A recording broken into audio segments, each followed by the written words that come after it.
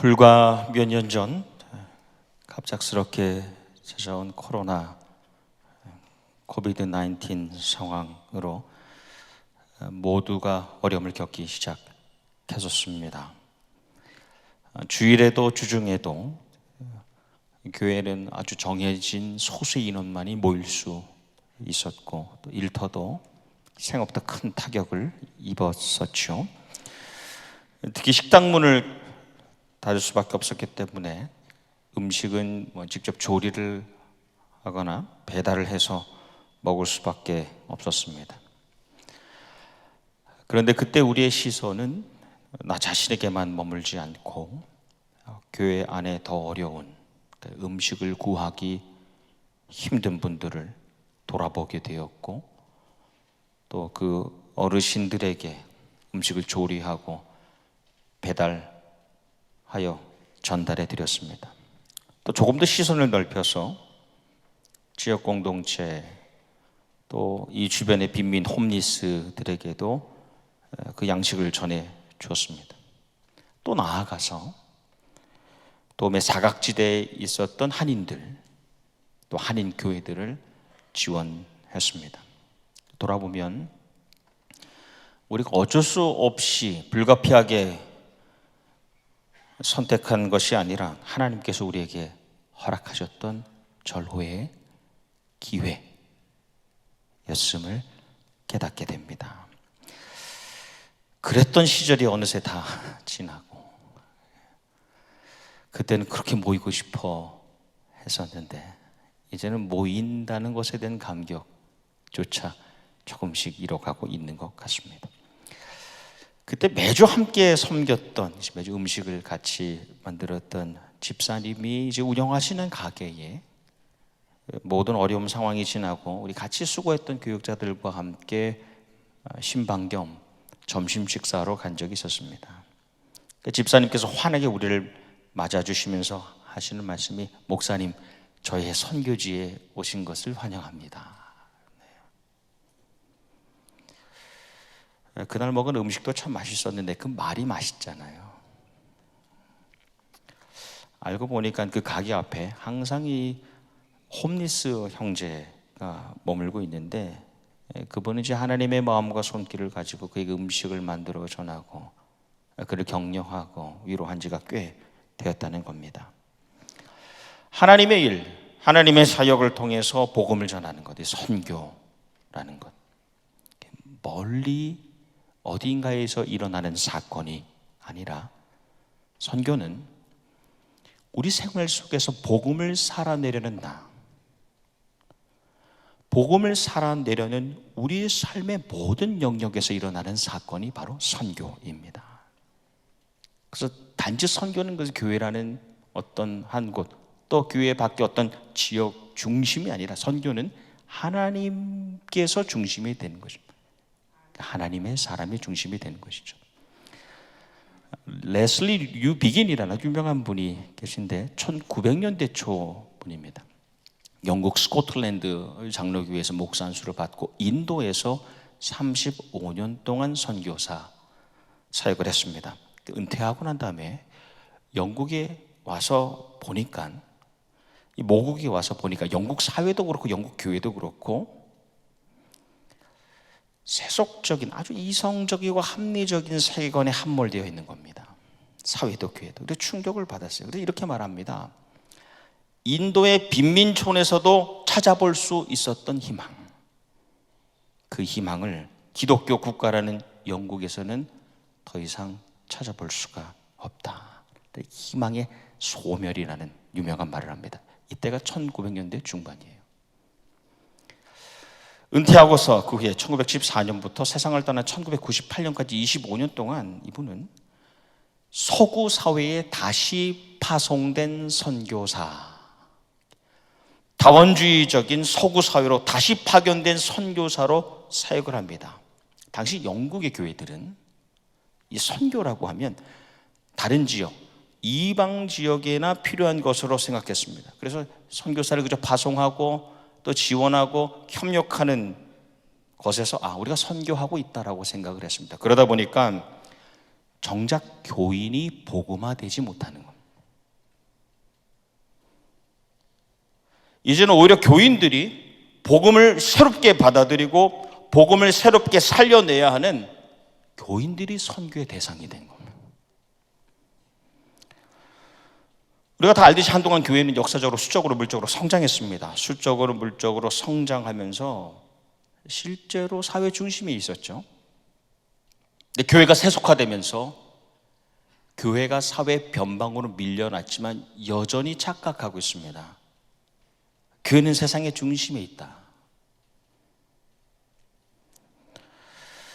이에 대해 교회는 세상을 향한 스스로의 적극적인 변화를 느끼기 시작하는 겁니다. 그래서 교회는 세상을 향해서 선교사를 보내는 것에만 만족하는 것이 아니라 교회 그 자체가 말이죠, 하나님으로부터 세상을 향해 보냄을 받은, 교회가 세상을 향해 사람을 보내는 것에 만족하는 것이 아니라 우리 교회라는 것 자체가 하나님으로부터 이 세상을 향하여 보냄을 받은 선교 공동체라는 이해가 일어납니다. 교회 안에서 일어나는 모든 일들이 그래서 복음 전도, 하나님의 사역, 예수 그리스도의 도와 삶을 전하는 그 사역이라는 겁니다. 교회에 일어나는 모든 일들이. 또한 교인들의 모든 일들 역시도 복음 전도, 예수님의 도와 삶을 전하는 하나님 나라의 사역이 되는 겁니다. 그래서 하나님으로부터 세상에 보내진 선교 공동체인 교회, 그리고 교인은 세상에서 하나님께서 이루어가길 원하시는 그 일, 그 사역을 행하는 선교사로 살아가는 겁니다. 세상 속의 하나님 선교는 미시오 데이라고 하는데, 이것에 집중하는 교회를 우리가 이미 익히 들은 바 있는 선교적 교회라고 합니다. 미셔널 처치라고 하지요. 지난 수십 년 동안, 그리고 지금도 역시 많은 교회가 지향하는 교회의 모델이기도 합니다. 말씀에 아버지께서 나를 보내신 것 같이 나도 너희를 보내노라. 예수님께서 부활하시고 제자들에게 하신 말씀 가운데 예수님이 가지고 있었던 이 self-consciousness, 그분의 자의식 자체가 하나님 아버지로부터 내가 보냄을 받았다는 겁니다. 이 세상에 그냥 있는 것이 아니라 하나님 아버지께서 보내셔서 내가 이 세상에 살아간다는 것입니다. 그리고 나아가서 보냄을 받으신 예수님 역시 제자들을 보내는 분으로 거기에 서 계시는 것이죠. 그 예수님이 이해입니다. 이후에 성령의 임재하심, 하나님의 영의 임재하심으로 세워진 교회는 그래서 계속하여 제자를 세우고 전 영역을 향하여 그들을 보냄으로 예수님의 선교를 감당해 왔습니다. 그래서 교회는 모이는 것이 최종적인 결론이 아니라, 모였다고 끝나는 것이 아니라 보내는 것, 이 보냄의 최종적인 목적이 있는 공동체입니다. 삼위일체로부터 보냄을 받은 교회, 이 땅에 심겨진 교회, 그리고 교인들은 실제 우리의 삶에, 우리 실상에 침투하여서 소금과 빛의 역할을 적극적으로 또는 역동적으로 감당하는 것이 가장 중요하다는 것이죠. 근데 여러분, 이 선교적 교회 또는 보내는 교회는 보내는 것을 지향합니다. 그래서 우리가 모이는 그 교회 공간보다도 각자가 흩어지는 그 생활의 자리를 더 중요하게 여길 수 있다는 겁니다. 저는 이 부분에서 우리 교회가 선교적 교회라는 모델이 가지고 있는 이 건강함은 배워야 될 필요가 있지만, 자칫 이 선교라는 말에 갇혀서 이 교회에 모이는 역할들을 감당하지 못하거나 약해질 것이 조금 염려가 됩니다. 교인들이 전통적인 교회에 갇혀 있지 않고 세상 속에 자유롭게 흩어져서 복음을 전하는 것, 그것이 아주 중요합니다. 수적인 물적인 성장보다 세상과 일상에서 복음을 따르고 복음을 전하고 선한 사역과 영향력을 확장시키는 것이 아주 중요합니다. 그런데 이 말씀에 보면요, 예수께서 이르시되 무서워하지 말라, 가서 내 형제들에게 갈릴리로 가라, 거기서 나를 보리라 하시니라. 예수님께서 부활하시고 난 다음에 가장 먼저 하신 명령이 갈릴리로 가라입니다. 갈릴리로 모이라는 겁니다.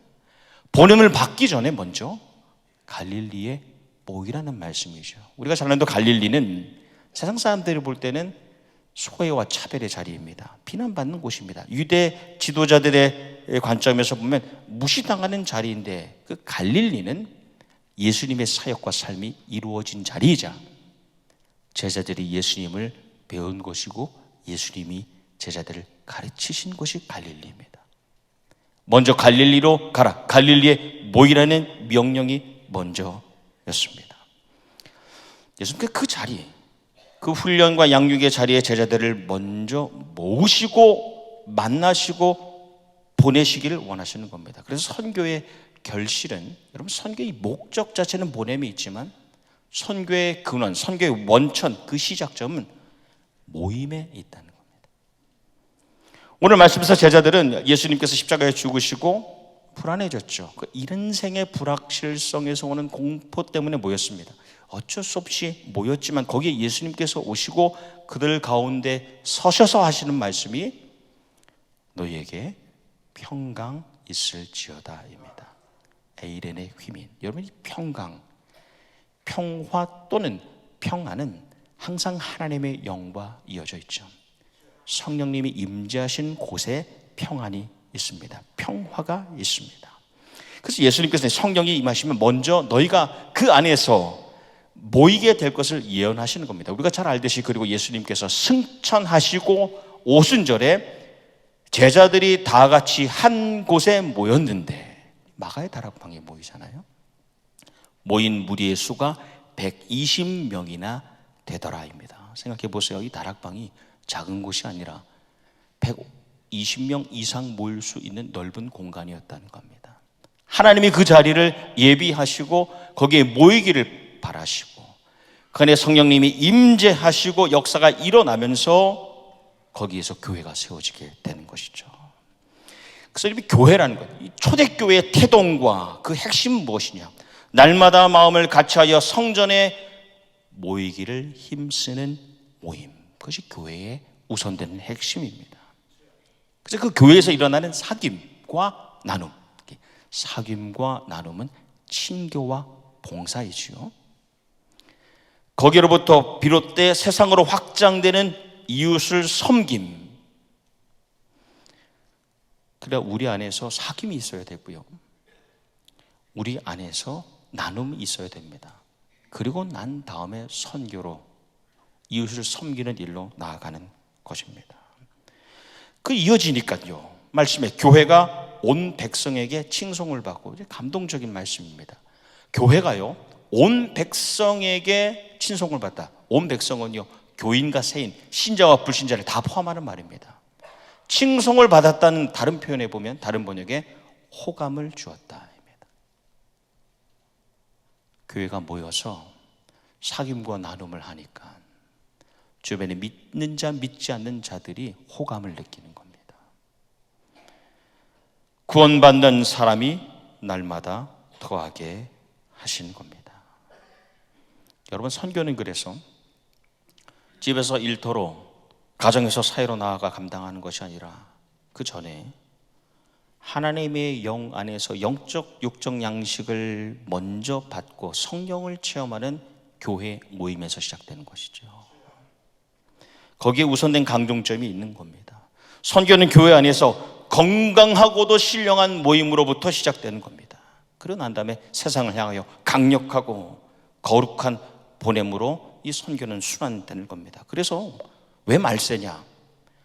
모이기를 패하는 곳에서는 선교, 보냄이 약해지기 때문에 말세가 되는 겁니다. 그래서 우리 안에 이 모임이 먼저 회복될 수 있기를 주님의 이름으로 축복합니다. 초대교회, 이 초대 예루살렘 교회가 고난을 당하면서 교인들이 원치 않았는데 뜻하지 않게 흩어집니다. 그리고 다시 모이죠. 흩어졌다 다시 모이는 곳이 안디옥입니다. 그 전 세계 3대 도시, 로마, 알렉산드리아, 그리고 안디옥에 다시 교인들이 모여서 교회를 세우게 되는 겁니다. 이제 교회는 유대인들을 넘어서는 교회가 됩니다. 모임이 확장되는 겁니다. 이 안디옥 교회를 리드했던 지도자들, 대표적인 지도자 5명을 살펴보면 이 바나바는 귀족이에요. 귀족 출신인데 부자였습니다. 그래서 교회의 부동산과 동산을 교회에 기증할 정도의 부자였습니다. 바나바는. 시므온, 니게르라 하는 시므온, 우리가 니게르라는 말은 검다라는 뜻이에요. 거기서 니그로가 나왔죠. 흑인들은 별로 좋아하지 않는 말이지만 사실 그 어원을 보면 니게르, 검다에서 나왔습니다. 그러니까 분명한 아프리카 유대인, 아프리카인과 유대인의 혼혈임을 우리가 알 수 있습니다. 루기오는 리비아 출신입니다. 리비아는 아프리카입니다. 분명한 흑인이고요. 마나엔이라는 사람은 헤롯 왕과 유모가 같습니다. 같은 젖을 먹이는 유모, 왕족 출신입니다. 그리고 마지막 5번째 리더가 사도 바울이에요. 여러분이 지도자 5명만 봐도 어떤 사람들이 모였느냐? 인종과 혈통과 지식과 재력 상관없이, 차별 없이 먼저 모이고 한 몸을 이룬 것이 안디옥 교회였습니다. 그 다음 이어진 말씀을 보면 그들이 모여서 예배하며 금식하고 있을 때 성령의 명령이 떨어집니다. 바나바와 바울을 보내라. 보내라라는 성령의 명령 후에 교회가 그 다음 말씀을 보면 금식과 기도 후에 보내면서 모여서 예배, 금식, 기도가 있고 난 다음에 보내면서 위대한 1차 선교 여행이 시작되는 겁니다. 그래서 선교는 각자 알아서 각계가 하는 것이 아니라 교회의 우리의 모임이 영적으로 충만할 때에, 우리가 모였을 때에, 거기에 진정한 사귐이 있고 나눔이 있을 때에 한 사람 한 사람 또 모두가 허락된 삶의 자리로 나아가서 하나님을 드러내는 것, 하나님의 일, 하나님 나라의 사역을 감당하는 것이 선교입니다. 우리가 교회에서 느끼는 이 은혜의 도전, 이 감동이 우리 교회 안에만, 우리 가정에만 머무는 것이 아니라 세상으로, 세상이라고 하면 일터와 사회이죠. 일터와 사회. 세상으로 나아가서 실제적인 열매를 맺어야 되는 겁니다. 우리가 사는 미국 뉴욕 맨하탄에 리디머 철치를 담임하셨던 티모티 켈러라는 유명한 목사님이 계십니다. 이분이 세계 100개 도시에 430개의 교회를 세우는 데 도왔습니다. 430개 교회를 도왔다고요. 세우는데, 개척하는데. 그분이 한 3년 전에 쓴 책의 제목이 영어로 이렇습니다. How to reach the West again. How to reach the West again입니다. 한국말로 번역은 탈기독교 시대 전도, 탈기독교 시대 전도입니다. 조금 내용을 인용하면 이렇습니다. 목회자와 평신도가 이제 한 자리에서 함께 어떻게 기독교인들이, 그리스도인들이 공적 영역에서, 그 세상에서 사명을 감당할 수 있을지에 대해 의논하고 배우고 가르쳐야 한다입니다. 이제는 목회자와 평신도가 어떻게 그리스도인들이, 교인들이 세상에서 그 사명을 감당할 수 있는지에 대해서 나누고, 세상에서 어떻게 그리스도인으로 살 수 있는지에 대해서 우리가 배우고 가르쳐야 된다는 겁니다. 여러분, 우리가 살아가는 이 시대는 어떻습니까? 공적인 영역, 이 기독교인들이 기독교에 대해서 자신이 가지고 있는 그 기독교적 가치관을 드러내면 안 되는 시대가 되어버렸죠. 당신 신앙생활은 교회에서 하시오, 가정에서 하시오, 사적인 영역에서나 신앙생활을 하라는 그런 시대가 되었습니다. 그래서 강요받는 시대가 되었습니다. 그런데 우리의 신앙, 그리고 우리의 일터, 우리의 믿음, 그리고 우리의 사회는 분리될 수 없는 것입니다. 그래서 우리는 일터에서 소금으로 살아갑니다.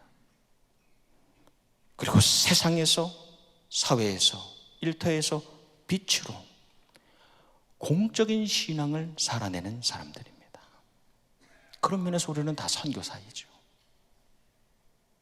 이 책의 결론의 소제목이 이렇습니다. 제목이 감동이 돼요.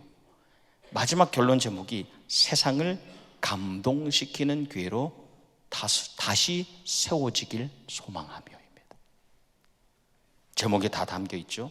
세상을 감동시키는 교회로. 교인만이 아니라, 교회 가정만이 아니라, 교회 자체가 아니라 이제 세상을 감동시키는 교회로 다시 세워지기를 소망하며입니다. 그러기 위해서 교회는 앞으로 독립적이고 협력적이어야 된다는 겁니다. 다시 풀면 교회는 어떤 세속적인 우상과 타협하지 않는 거룩함에 있어서는 독립성을 가져야 됩니다. 그런 사람들이 모여야 됩니다. 그런 예배자로 서야 된다는 겁니다. 하지만 세상에서 우리가 함께 이루어갈 그 하나님 나라의 사역을 위해서는 서로 협력해야 된다는 겁니다. 그런 선교 공동체가 되어야 된다는 겁니다. 저는 우리 교회가 그렇게 새롭게 세상을 향하여 소금과 빛의 역할을 감당하는 교회로 새로워지기를 주님의 이름으로 축복합니다. 우리가 법적인 문제에 일단락을 지었습니다. 법적인 문제에 일단락을 지었어요. 우리의 고민은 어디 있었습니까? 나성경락교회가 새롭게, 다시가 아니라 새롭게 세상을 감동시키는 교회로 세워질 수 있을까가 우리의 고민 아닙니까? 우리만 서로 좋고 우리 안에서 은혜 받고 그 은혜가 우리 안에만 머무는 것이 아니라 우리가 가진 은혜를 가지고 세상에서 살아내어서 하나님의 살아계심을 전하는 선교의 공동체요, 선교사로 살아가서 세상이 감동받는 교회, 그런 교회가 되는 것이 우리에게 남겨진 사명이지 않습니까? 이제는 세상 떠나신 지가 이제 7년이 되어가는 저희 장인어른께서 70대 초반이셨는데 그때 뇌졸중으로 병원에 실려가신 일이 있었습니다. 근데 조금만 늦어져도 위험하실 수 있었는데 지나가는 분이 발견을 했어요. 그래서 즉시 911, 한국에서 119에 전화를 걸어서 현대 아산병원에 응급실로 가실 수 있었습니다. 그래서 고비를 넘겼습니다. 제가 그 소식을 듣고 중환자실로 급히 달려갔는데 안에는 이미 들어가 있고요. 제가 이제 방문자 그 표식을, 목걸이를 받아서 들어가려고 하는데 그 출입구에서 그 사인을 받고 환자 이름 확인하고 방문자 이렇게 출입증 주는 분이 저를 딱 보시더니 목사님, 제가 잘 도와드려야죠 이러는 거예요. 별로 안 놀라시네요. 제가 그렇게 유명한 사람은 아닌데 저를 알아보신 거예요. 우리 교회 집사님이셨던, 제가 섬겼던 교회. 그래서 저희 아버님 병상까지 친절히 안내해 주시는 겁니다. 마치고 돌아오는 길에 아내에게, 여보, 아까 그 중환자실 입구에서 그 방문자 목걸이 나눠주시던 분이 우리 교회 집사님이셨어요. 그래서 아내가 하는 말이, 여보, 나도 그분을 좀 유심히 볼 수밖에 없었던 것이 이 방문하는 분들 출입증 목걸이를 건네주면서 똑같은 말을 한다는 겁니다. 쾌유하시기를 빕니다. 하나님의 은혜가 함께 하시기를 바랍니다. 그 일을 항상 하면서 방문자들에게 그 출입증을 건네줬다는 겁니다. 제가 교회에 가서 그 집사님 성함을 찾았습니다. 그래서 이제 연락을 드렸어요. 다시 한번 감사하다고. 근데 전화 통화 중에 그분의 말씀이, 목사님, 제가 매일 새벽 예배 나가는데 출근하기 전에 그때 이제 중환자실에 있는 환자들 이름을 부르면서 기도하고 병원으로 갑니다.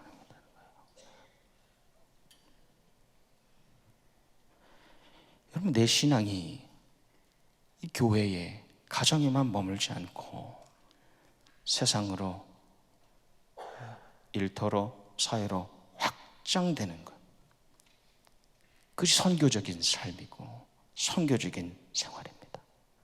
우리 교인들이 그런 교인들 되기를 소망합니다. 그런 교인들이 모일 때 우리 교회는 굳이 이름 붙이지 않아도 선교적인 교회가 되는 것이겠죠. 우리가 받은 은혜가 있잖아요. 그렇죠? 영적인 양식을 먹고 육적인 양식 먹으면서 좀 속된 말로 다 까먹지 말고 그 받은 은혜를 어떻게 살아낼 수 있을까? 내 일상에서 사장으로, 연주가로, 또는 직장인으로 어떻게 하나님을 드러낼 수 있을까? 어떻게 하면 내가 살아가는 그 자리가 하나님의 나라로 변화될 수 있을까? 이를 위하여 우리가 더 힘써 모이고 성령으로 충만하고 은혜를 가지고 복음을 살아내는 선교사로 살아가시기를 주님의 이름으로 축원합니다. 아멘. 기도하겠습니다. 살아계신 주님, 산속에 동네까지 스쳐가는 사람에게까지 하나님을 보여주고 그리스도인으로 칭함받기에 부끄럽지 않는 이 시대에 세워진 일상의 선교사로 살아가는 모든 교인들과 이들의 교회, 나성경락교회가 되게 하여 주시옵소서. 들은 말씀을 살아내는, 체득할 뿐 아니라 체화하는 하나님의 사람들 되게 하여 주시옵소서. 예수님 이름 받들어 기도하옵나이다. 아멘.